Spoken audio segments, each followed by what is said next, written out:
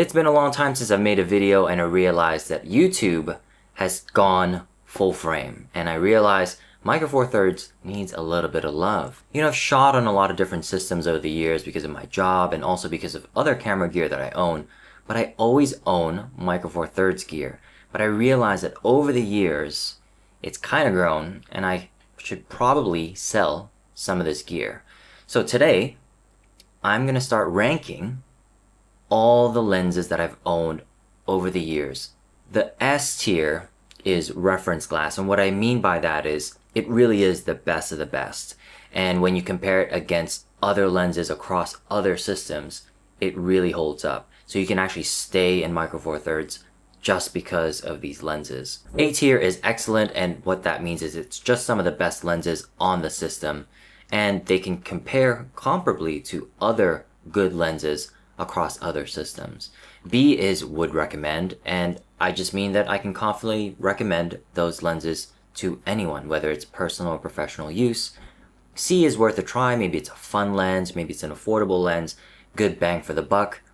And D, do not bother. Skip. Don't waste your money. Don't be offended if you have lenses in D tier. So I ordered these in terms of primes and zoom lenses. We're going to go from wide to telephoto. So starting us off is the Laowa 7.5mm f2. I am immediately going to say that that is an excellent lens. It was pretty expensive when it first came out. I bought this brand new. I think it cost me about $600 where I live. And I would say that it's very well built. It's very sharp. And it's one of those lenses that was a kind of a pioneer lens way before the 9mm Panasonic came along. This was kind of the wide angle prime to beat. I've used this for astrophotography, I've used it for jobs, and actually one of the lenses that I always take on a job. So I'm very happy with this. I would say it's actually a very excellent lens, and if you compare it across other systems, where else are you going to find a 15mm prime lens, f2, that's this small? Next up is the 12mm f1.4 Panasonic lens. I got this one later. I got it maybe 3 or 4 years ago, and I stand by the fact that this is probably one of the best lenses on the system. I think the level of micro contrast and sharpness you get out of this lens is a cut above all the other lenses here, and definitely vying for the top spot on reference glass, although there are some lenses here that probably deserve an S tier rank as well.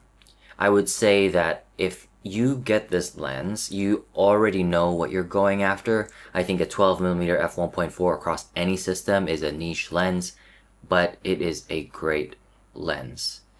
And I would say that even though it's an expensive piece of kit, you get what you pay for, and I am sad that I sold it. The next lens should come as a set.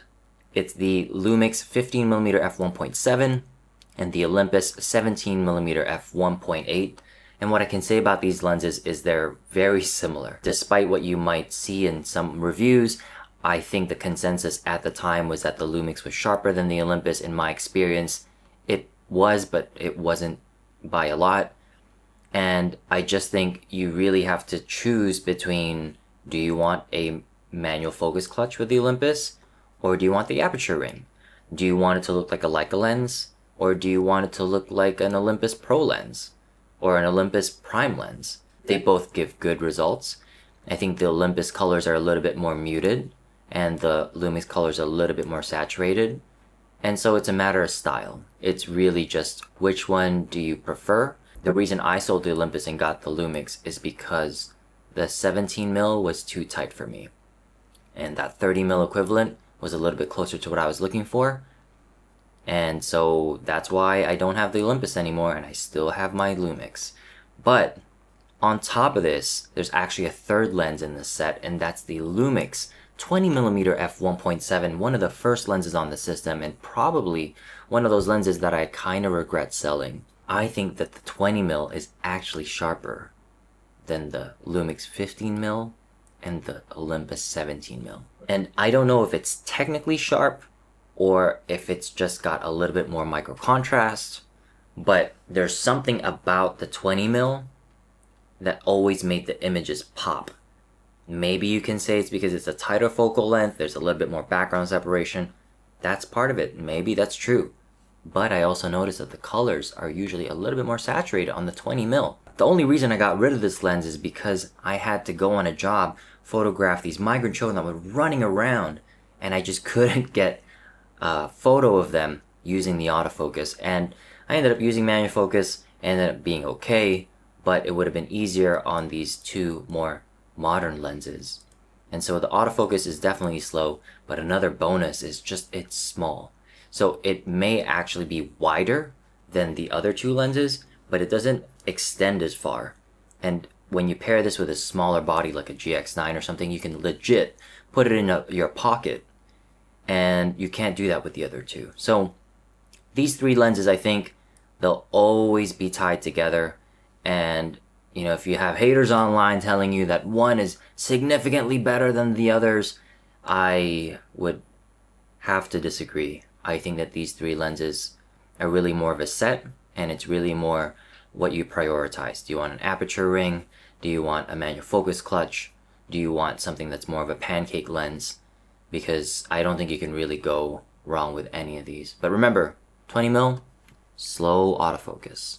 The 25mm Lumix, that's a f1.7. I would say it's worth a try for now, but let me gather my thoughts. I got this maybe 2 or 3 years after owning some Micro Four Thirds gear, and I hardly ever used it. But I realized what it is. I only enjoy shooting 50mm on full frame. I think if it's on an APS-C or Micro Four Thirds, I just don't like it as much because it's an in-between focal length. With these wider focal lengths, I don't care that there's not a lot of background separation. I don't. But when I get to around that 50mm, I want there to be a little bit of background separation along with that compressed background. And it just doesn't do it for me. Another thing is I feel like it's not as sharp. So in the grand scheme of things, I just don't find any use for this lens because it is still kind of wide, but it's also starting to get compressed. But with that compression, I just want a little bit more background separation, and it doesn't give me that. And it doesn't have the sharpest images. So I would actually say do not bother with this lens. But we'll come around, we'll check all of these rankings at the end of the video. This is a lens that many of you may not know. This is a Sigma 30mm f1.4 DC HSM. And what that means is it's a DSLR lens. This is a Canon mount. And it's an APS-C lens. I have to use it with a speed booster. What that looks like on Micro Four Thirds is a 21mm f1. When you shoot it wide open, it has all sorts of problems. It's really not a well-corrected lens for a speed booster. I've never shot it on a Canon camera, so I can't actually say, but I suspect it's because of the speed booster that I get a lot of fringing in this lens. So when I open it up to f1, I get all sorts of pink fringing on my photos. But it gives me a very unique look. 42mm is an interesting focal length because no other lens on the system is 42mm. And it gives you an f1.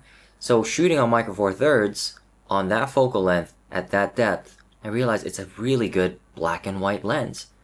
Considering what I paid for this lens, I think it was about $150 used. It's worth a try, but be warned, it's kind of big, it's kind of heavy, and when you pair it with a speed booster, it can get pretty front heavy. So it's not the most Micro Four Thirds lens out there, but it's got an interesting image. Next up is the Lumix 42.5mm f1.7. This is really one of the MVPs of the system. I would say it's excellent immediately. This is a portrait lens. You get a, what is that, an 85mm equivalent. f1.7, I guess the equivalent would be about 3.5 on a full frame camera, but it doesn't really matter. I think it gets you enough separation at that focal length. The reason I say it's excellent is because it does a lot of things for you. So it's a portrait lens, but it's also a pseudo macro lens. And so when I was using it for personal use, I was taking portraits, but at the same time I could take it on my video jobs, and it was actually my pseudo macro lens for jobs. So if I needed a tight shot of some kind of product, this was my lens, and it is really great. I think the color out of it is really nice. It's very true to Lumix's philosophy. Very saturated colors, very vibrant. And there's nothing bad to say about this lens. I just think that it's one of those lenses that you should pick up. It's not even expensive used. I think you can probably pick it up for maybe $200-ish on the used market these days. So that's, I think, an excellent lens. This next lens is the 7 Artisans 50mm f/0.95.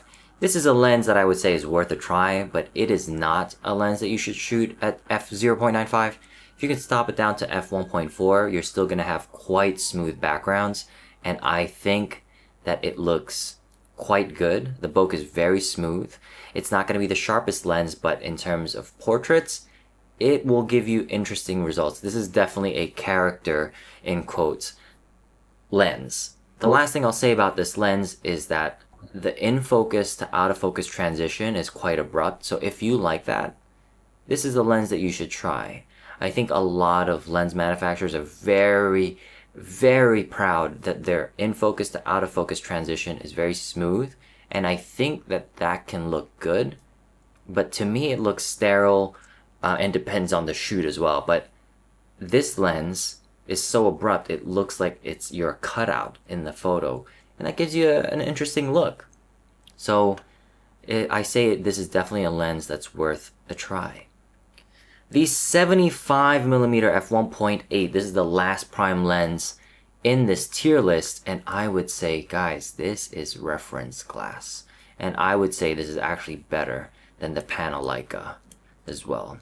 I don't think that there's any other lens in the system and also across other systems that I've seen that compares to this 75mm. So a little bit of background, this lens is about 150mm f1.8, so in full frame terms probably closer to f3.5 in terms of the depth of field, but at that focal length you really get a lot of separation from the background already. If you look at Canon glass, now I don't know if they have it at the RF mount yet, but I've tried the EF equivalent. It's a 135 f2. That's a Canon lens. That lens was huge.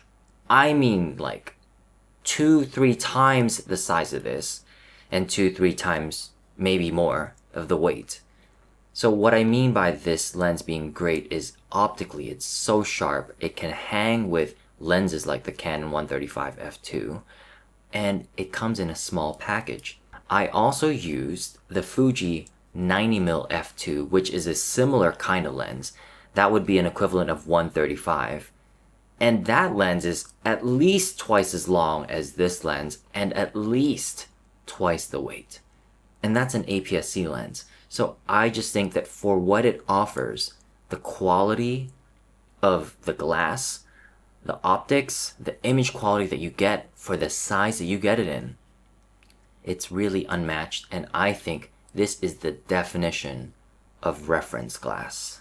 I think these next 3 lenses are actually, again, tied together. So this is the Lumix 14-42, 3.5 to 5.6. This is the Olympus 14-42, f3.5 to 5.6, but it's a pancake zoom. And then you have the 12-32 Lumix 3.5 to 5.6. The reason I say that these 3 are tied is because they mostly come as a kit lens. This Lumix version I actually got with my G7 way back in the day, and I never really liked this lens. When I had this lens and I got this 42.5mm, this is actually, I think, the first lens that I bought after my kit lens, the image quality difference was just so stark. This was vibrant. The colors here were dull. This was sharp, and this never really sharpened, even when I stopped it down. So I would say, if you have this lens, I mean, keep it if you want, but if you're gonna buy it or something, I would just skip it entirely. The next lens is the Olympus 14-42, and actually I would say this is worth a try. It's a 14-42, so it's the same zoom range, but it's a power zoom.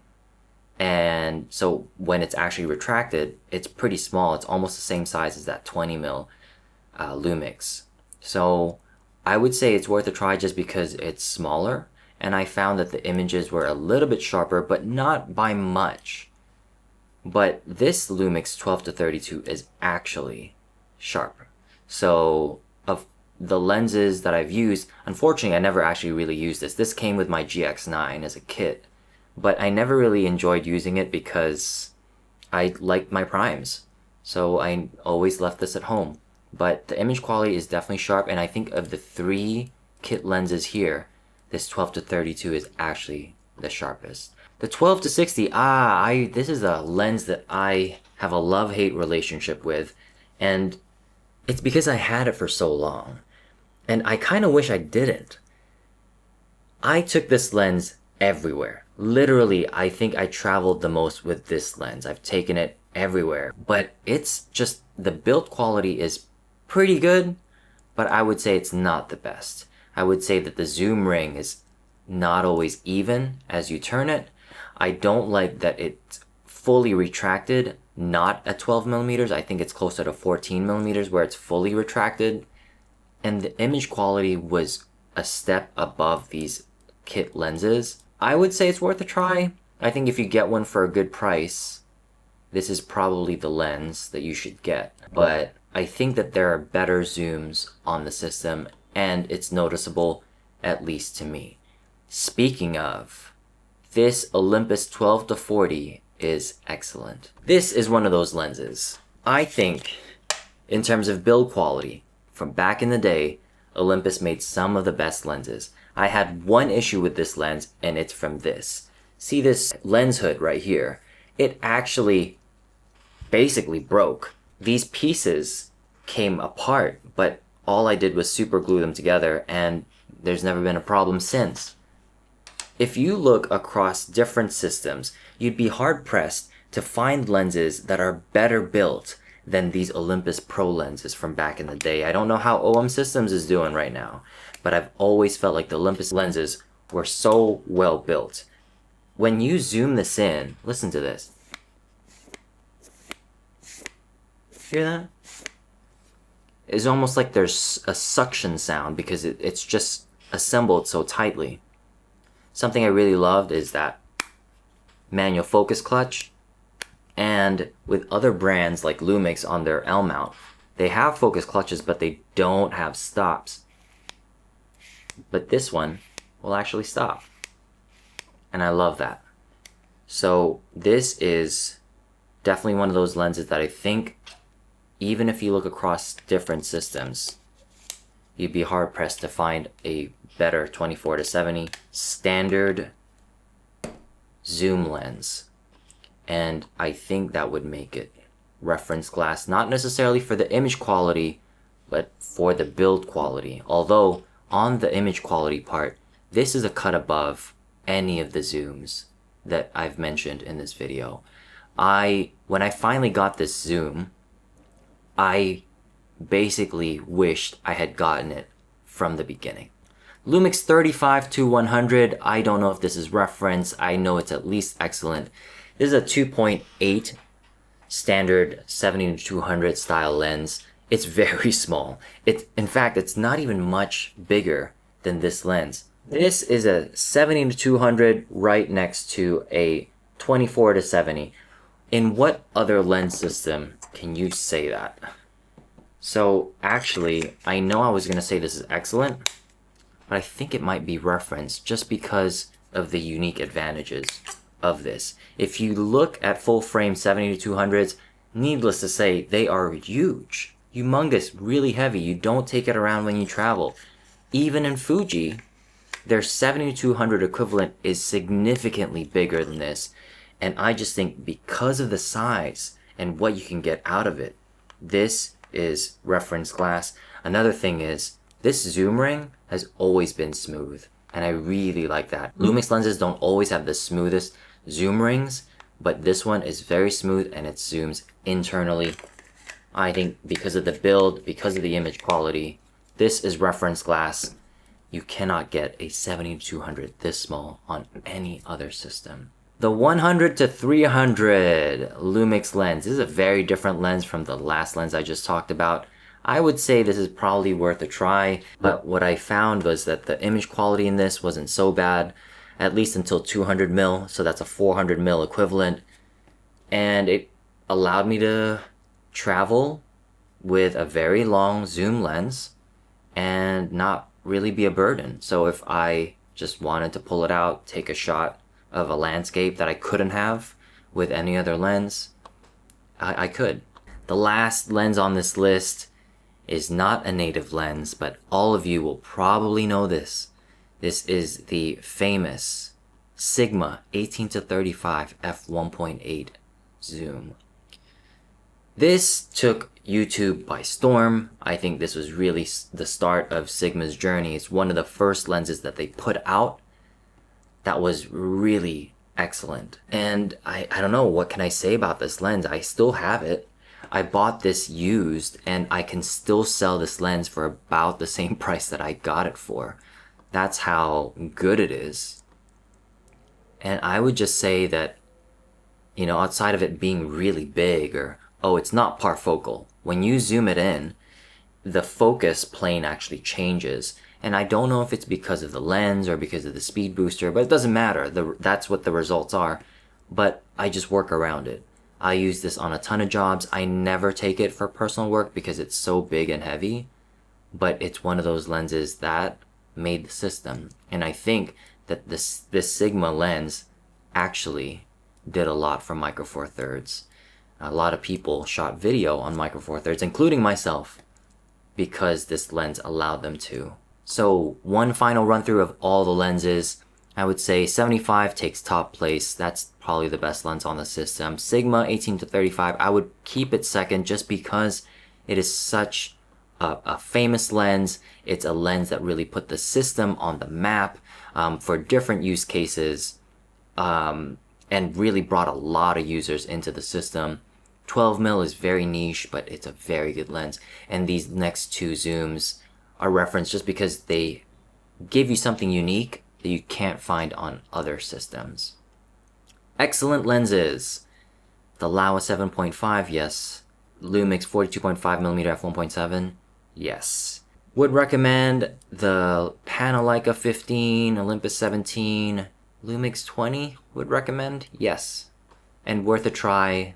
Ooh, am I being too harsh on this 12 to 60? You know, maybe I had a bad copy as well.